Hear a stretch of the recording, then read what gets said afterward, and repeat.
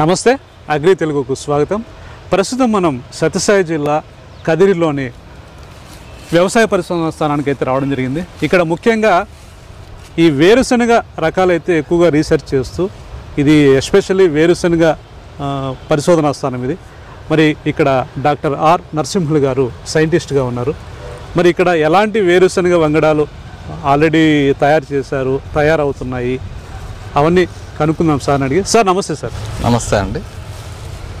Sir Narasimhulu గారు, అసలు ఈ వ్యవసాయ పరిశోధనా స్థానం అంటే పుట్టు పూర్వోత్తరాలు ఎప్పుడు స్థాపించారు, దీని యొక్క ముఖ్య ఉద్దేశం ఏంటి, ఆ వివరాలు. వ్యవసాయ పరిశోధనా స్థానం కదిరి ప్రధానంగా 1954లో అనంతపూర్లో స్టార్ట్ చేయడం జరిగింది. అప్పుడు వేరుశెనగ మీద కాకుండా ఆయిల్ సీడ్ రీసెర్చ్ స్టేషన్గా అక్కడ స్టార్ట్ చేయడం జరిగింది. తర్వాత 1959లో దీన్ని కదిరికి షిఫ్ట్ చేశారు. 1959లో ఇక్కడ షిఫ్ట్ చేసిన తర్వాత దీన్ని 1993లో వ్యవసాయ పరిశోధనా స్థానం అనే నామకరణం చేయడం జరిగింది. లేటర్ ఆన్ దీన్ని వ్యవసాయ పరిశోధనా స్థానము 1993లో దీనికి భారతదేశంలో అఖిల భారత సమన్వయ పరిశోధన పథకము 1993లో ఇక్కడ ఏర్పాటు చేయడం జరిగింది. భారతదేశంలో ప్రధానంగా వేరుశెనగ మీద రీసెర్చ్ చేస్తున్నటువంటి 5 సెంటర్లు ఉంటే కదిరి కూడా ఒక ప్రధానమైన కదిరి ఒకటి ప్రధానమైన సెంటర్. భారతదేశం మొత్తం జునాగఢ్, తమిళనాడు, కర్ణాటక ఇట్లా మొత్తం ఎంటైర్ భారతదేశాన్ని కవర్ అవుతూ మధ్యప్రదేశ్ వీటిలో ఉన్న వాటిల్లో మన ఆంధ్రప్రదేశ్లో కదిరి రీసెర్చ్ స్టేషన్ స్టార్ట్ చేయడం జరిగింది. ముఖ్యంగా ఇక్కడ ఎటువంటి కార్యకలాపాలు అయితే జరుగుతుంటాయి రైతుల కోసం? ముఖ్యంగా మనం చూసుకున్నట్లే మన మెట్ట వ్యవసాయ ప్రాంతమైనటువంటి మన రాయలసీమ ప్రాంతంలో ముఖ్యంగా వేరుశెనగను గ్రో చేస్తుంటారు. మన ఆంధ్రప్రదేశ్లో ముఖ్యంగా 80% of the cultivated groundnut మన రాయలసీమ ప్రాంతంలోనే ఉంటుంది. కాబట్టి వీటికి గ్రౌండ్ నట్ రీసెర్చ్ స్టేషన్ అంటే వేరుశెనగ వ్యవసాయ పరిశోధన స్థానం కదిరిలో చేశారు. ఇక్కడ ముఖ్యంగా చేస్తున్నది కదిరి కొత్త రకాల రూపకల్పన, వాటితో పాటు రైతుకు సాగు చేయడంలో కావాల్సిన మేలైన యాజమాన్య పద్ధతులు, వాటితో పాటు ఇంటర్ క్రాపింగు, సీక్వెన్షియల్ క్రాపింగు ఎలా డెవలప్ చేయాలి, వేరుశెనగ యొక్క తో పాటు సాగు చేయవలసిన ఇతర పంటల గురించి పరిశోధనలు చేసి వాటిలో ఉత్తమమైన ఫలితాలను రైతులకు అందజేయడంలో ఈ పరిశోధనా స్థానం యొక్క రైతుల్లో బాగా మన్నన పొందింది. సార్ ముఖ్యంగా ఇప్పటి వరకు ఎన్ని రకాలైతే మీరు అంటే రైతులకు అందచేయడం జరిగింది? ముఖ్యంగా మనకు ఈ కదిరి రీసెర్చ్ స్టేషన్ స్టార్ట్ అయినప్పటి నుంచి ఇప్పటి వరకు 15 రకాలు వేరుశెనగ రకాలని తయారు చేయడం జరిగి రైతులకు అందజేయడం జరిగినది. వాటిలో రిలీజ్ చేసినప్పుడు వాటి యొక్క ప్రాముఖ్యత రైతుల్లో చాలా ఎక్కువగా ఉన్నింది. రాను ఇప్పుడు చూస్తున్నట్లయితే ఇప్పుడు ప్రస్తుత కాలంలో ఉన్న ప్రాచుర్యంలో ఉన్న రకాలు చూసుకున్నట్లయితే సార్ ఈ 15 రకాల్లో ఏవి బాగా ప్రాచుర్యం పొందాయి? ఇది వరకు మీరు రిలీజ్ చేసిన 15 రకాలు వాటిని రిలీజ్ చేసిన సమయానుకూలంగా వాటికి రైతుల్లో బాగా మన్నన పొందింది అప్పటికప్పుడు ఆ కాల పరిస్థితులను బట్టి. ఎందుకంటే ఇప్పుడు మారుతున్న వాతావరణ పరిస్థితులకి తగ్గ వెరైటీల రూపకల్పనయే యొక్క కదిరి యొక్క ముఖ్య ఉద్దేశం. 15 రకాలు ఆ కాలంలో అవి వాటిని రిలీజ్ చేసినప్పుడు బాగానే ఉన్నాయి. ఇప్పటికి కూడా ప్రాచుర్యంలో ఉన్న రకాలు చూసుకున్నట్లయితే మనకు ముఖ్యంగా ప్రధానంగా చెప్పుకునేది కదిరి 6 రకం, K6 అనే రకాన్ని పిలుస్తున్నాము. అది పంటకాలం 110 నుంచి 105 రోజులు ఉండి 8 నుంచి 10-12 క్వింటాల దాకా దిగుబడినిచ్చే సామర్థ్యం ఉన్నది. దీంట్లో మనం చూసుకున్నట్లయితే కొద్దిపాటి తెగుళ్ళను తట్టుకునే స్వభావం ఉన్న ఇది 2022లో రిలీజ్ చేయబడిన రకం. కానీ ఇప్పటికీ రైతుల్లో ప్రాచుర్యంలో ఉంది. అంటే దాంట్లో తినడానికి మనకు నాణ్యమైన గింజ ప్లస్ దాన్ని చూడడానికి కలరు, టేస్టు బాగా అంటే రుచికరంగా ఉండడం వల్ల ఇప్పటికీ వినియోగదారులు దాన్ని ప్రిఫర్ చేయడం వల్ల మార్కెట్లో ఇప్పటికీ మన K6 సుమారు 2022లో రిలీజ్ చేసిన ఇప్పుడు 2025లో కూడా మంచి ప్రాచుర్యం ఉన్న రకము. సార్ ఈ మధ్య కాలంలో అంటే రైతుల నుంచి కొద్ది ఫీడ్బ్యాక్ ఏంటంటే ఈ మధ్య కాలంలో ఈ కదిరి 6 అనే వెరైటీ దిగుబడి తగ్గింది, సరిగ్గా కాయట్లేదు అనేది ఒక వార్త ప్రాచుర్యంలో ఉంది. ఎంతవరకు నిజము, దీనికి ఏమన్నా క్లారిఫికేషన్? క్లారిఫికేషన్ అంటే మనము ఆ కాలంలో దాన్ని ఆ పంట 2022లో మనం రిలీజ్ చేసాము. దానికి తగ్గట్టుగా ఆ రకాన్ని రూపొందించడం జరిగింది అప్పుడు వాతావరణ పరిస్థితుల్లో. ఇప్పుడు దానికి అది క్రమేపీ వాటికి తెగుళ్ళు పురుగులు కూడా వాటి రెసిస్టెంట్ పవర్ని పెంచుకొని మొక్క పైన ఎక్కువ స్థాయిలో ఉధృతంగా దాడి చేసే స్థాయికి ఎదిగినాయి. కాబట్టి ఇప్పుడు కాలంలో కూడా K6 కొంతవరకు తట్టుకున్నంత వరకు, కానీ అప్పట్లో వచ్చినటువంటి దిగుబడి ఇప్పుడు రావట్లేదు. అంటే ముఖ్యంగా మారుతున్న వాతావరణ పరిస్థితులు, ఇప్పుడు వస్తున్నటువంటి తెగుళ్ళు చీడపీడలు దృష్ట్యా దాని యొక్క సామర్థ్యం కొద్ది వరకు తగ్గుండొచ్చు. కానీ ఇప్పటికీ రైతుల్లో దాని ప్రాముఖ్యత అలాగే ఉన్నది. సార్, ఈ మధ్య కాలంలో ఈ కదిరి లేపాక్షి రకం 1812 బాగా ప్రాచుర్యంలోకి వచ్చింది. దీని గురించి వివరాలు, ఇది ఎప్పుడు రిలీజ్ చేశారు, ఎంత దిగుబడి వస్తుంది, ఆ వివరాలు. ఇది వరకు మనం చెప్పినట్లయితే మనం కదిరి రీసెర్చ్ స్టేషన్ నుంచి 15 రకాలు రిలీజ్ చేశామన్నారు. దాంట్లో కదిరి లేపాక్షి అనేది కూడా రీసెంట్గా రిలీజ్ చేసిన 2020లో రిలీజ్ చేసినటువంటి రకము. ఇది ఇప్పటికీ బాగా ప్రాచుర్యంలో ఉన్నటువంటి రకం. మీరు అన్నట్లే రైతుల్లో బాగా ప్రాచుర్యం పొందిన రకము. వీటితో పాటు మనకు రైతుల్లో ప్రాచుర్యం ఉన్న రకాలు చూసుకున్నట్లయితే K6, కదిరి లేపాక్షి, కదిరి అమరావతి, కదిరి హరితాంధ్ర, కదిరి లేపాక్షి, ఈ 5 రకాలు ఇప్పుడు ప్రాచుర్యంలో 15 రకాల్లో కన్నా ఈ 5 రకాలు ఇప్పుడు రైతులలో సాగు చేస్తూ రైతు యొక్క మన్నను పొందుతున్నటువంటి రకాలు. వాటిలో కదిరి లేపాక్షి యొక్క ప్రత్యేకత ఏంటంటే ఈ రకము అధిక దిగుబడినిచ్చి చీడపీడల ఉధృతిని కొంతవరకు తట్టుకుని బెట్టను కూడా తట్టుకునేటువంటి రకము. ఈ రకం ఖరీఫ్ రబీ రెండింటికి రికమెండ్ చేసినది. ఖరీఫ్ కాలంలో అయితే 120 నుంచి 125 రోజుల కాల వ్యవధి, అదే రబీ కాలంలో అయితే 135 రోజుల దాకా కాల వ్యవధి ఉండి మనకు 20 నుంచి 30 క్వింటాల దిగుబడి ఎకరానికి దిగుబడిని ఇచ్చేటువంటి సామర్థ్యం ఉన్నటువంటి రకము. ఇది రైతు యొక్క కల్టివేషన్ అంటే సాగు చేస్తున్న భూమి యొక్క సామర్థ్యము, అతను చేసే యాజమాన్య పద్ధతులు బట్టి దీని దిగుబడి శాతం కూడా పెరుగుతుంది. ఎందుకంటే మనం అంటే చెట్టుకి 20 కాయలు ఉన్నాయంటే మనం మంచి దిగుబడి వచ్చింది అనుకుంటాము. ఈ కదిరి లేపాక్షికి ఉన్న గుణం ఏంటంటే మనకు 30, 40, 50 కాయలు మినిమం 50 కాయలు గ్యారంటీగా ఉంటాయి. కాబట్టి రైతు యొక్క సామర్థ్యము భూమి యొక్క సామర్థ్యాన్ని బట్టి వాటి ఫిల్లింగ్ పెరిగి దిగుబడి అధికంగా వచ్చేదానికి ఆస్కారం ఉంటుంది. రైతుల్లో ఉన్న అంటే నానుడు ఏంటంటే ఈ రకం తినడానికి బాగోదు, చేదు వస్తుంది అనేది ఉంది. ఎంతవరకు వాస్తవం? కొత్త రకాలు వచ్చినప్పుడు ప్రజల్లో ఇటువంటి అపోహలు K6 రిలీజ్ చేసినప్పుడు కూడా ఇట్లాంటి అపోహలే ఉన్నాయి. తర్వాత రాను అది రైతుల్లో ప్రాచుర్యం బాగా పొంది ఇప్పుడు మనం K6 అంటే ప్రతి ఒక్కరికి చెప్పనవసరం లేదు. అదేవిధంగా గ్రౌండ్నట్లో మనం చూసుకున్నట్లయితే షుగర్ కంటెంట్ అనేది 5 to 6% ఉంటుంది.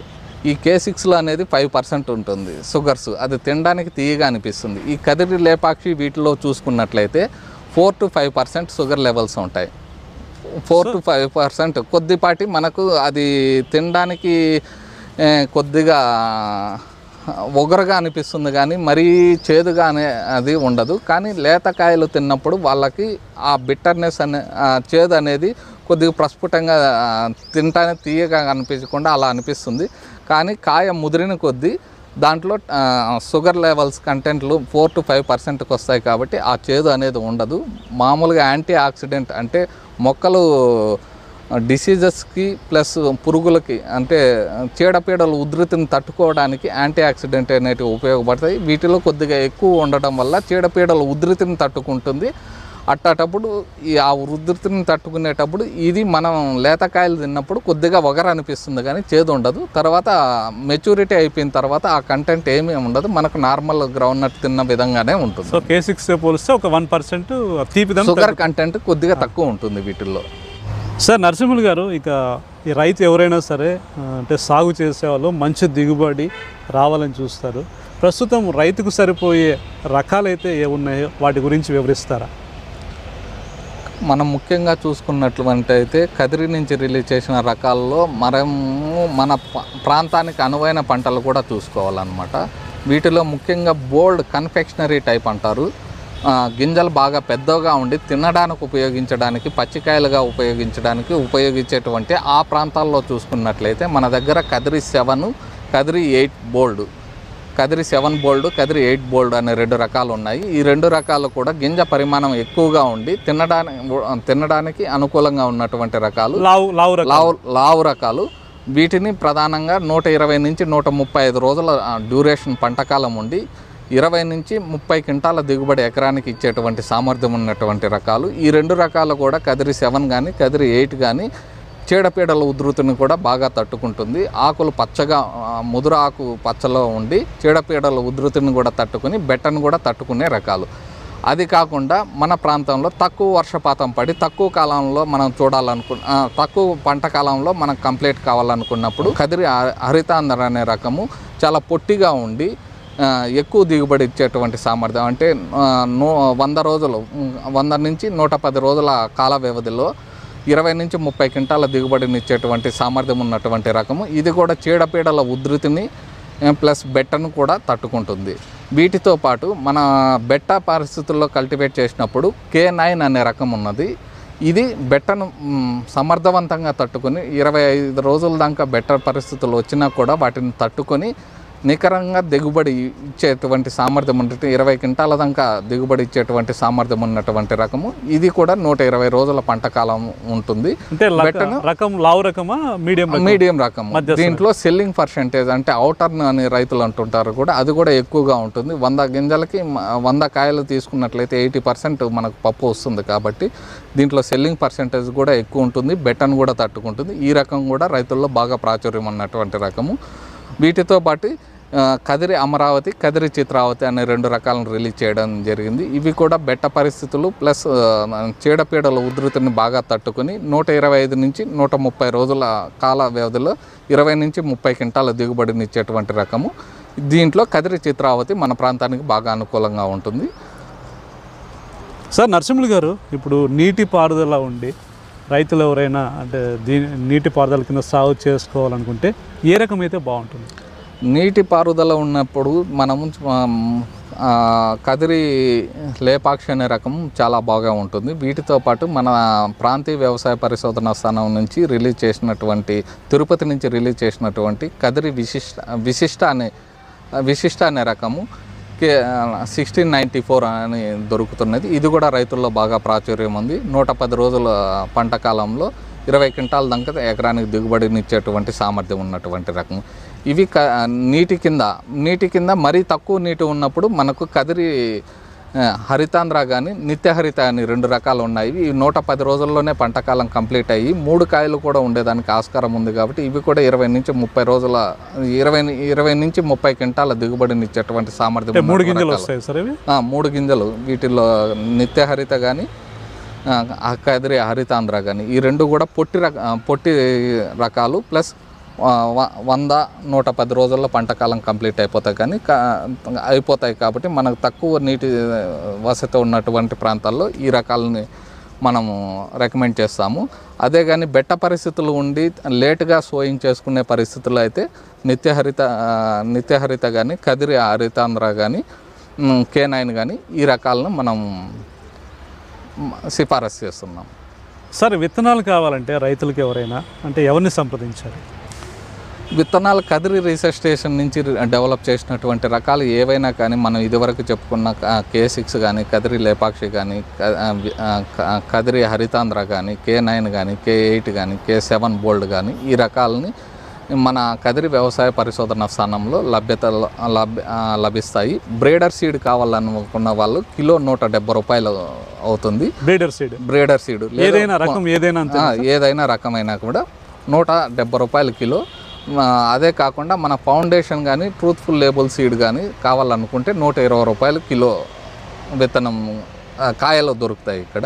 ఇట్లా ఇప్పుడు అదే మనం విశిష్ట రకాలు కానీ కోనార్క్ రకం కానీ ధీరజ్ రకాలు అంటే తిరుపతి వ్యవసాయ పరిశోధన ప్రాంతీయ వ్యవసాయ పరిశోధన స్థానంలో వాటిని డెవలప్ చేయడం జరిగింది. ఆ రకాల విత్తనాలు తిరుపతిలో దొరుకుతాయండి. ఇప్పుడు బయట ప్రాంతాలు కొంచెం దూర ప్రాంతాల రైతులు కావాలంటే ఎలా సార్? అంటే మీకు కాంటాక్ట్ అయ్యి డబ్బులు వేస్తే వాళ్ళకి పంపించే సౌకర్యం ఏమైనా ఏర్పాటు చేశారా?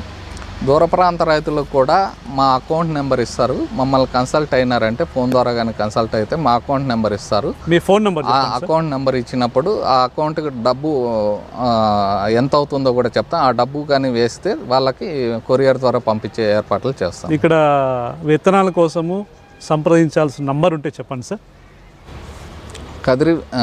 కదిరి యొక్క విత్తనాలు కావాలంటే మీరు ప్రధాన శాస్త్రవేత్త నెంబర్కి మీరు కాల్ చేసినట్లయితే మీకు విత్తనాలు మేము ప్రొవైడ్ చేస్తాము. ముఖ్యంగా ప్రధాన శాస్త్రవేత్త నెంబర్ చూసుకున్నట్లయితే 9989625217.